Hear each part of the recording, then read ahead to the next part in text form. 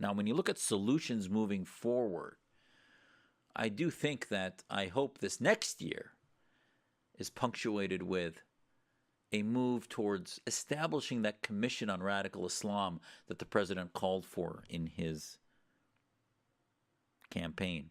I hope the next year calls for the president beginning to articulate the need to join Muslim reformers. He mentioned that in one of his foreign policy speeches during the campaign, but he's not done so yet as president, as commander-in-chief.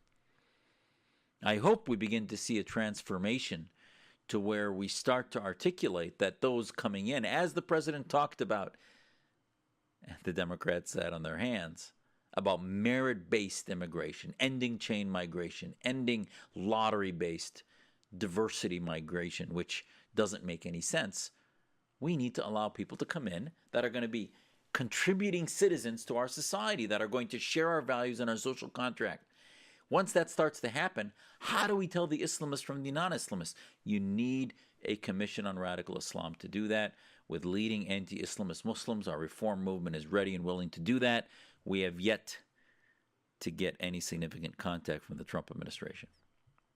I hope next year's State of the Union is punctuated with remarks about that. And yes, I loved seeing our veterans. I loved seeing the North Korean dissident and others.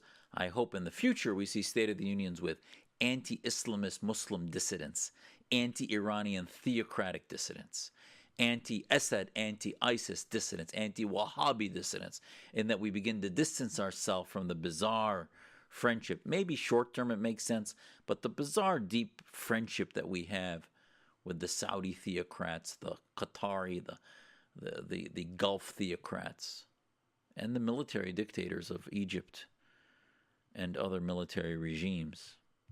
Stability militarily is not stability ideologically. And you heard that here, right? We've talked about that. That stability militarily between governments in the Middle East is not stability ideologically.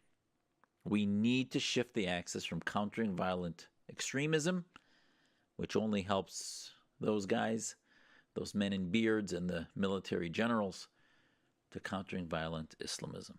And once you start to counter violent Islamism, you have to counter jihad, and the Erdogans, the Khomeinists, the Ikhwanis, Muslim Brotherhood of the world, will vanish in their alliances with you, with us, because they are Islamist.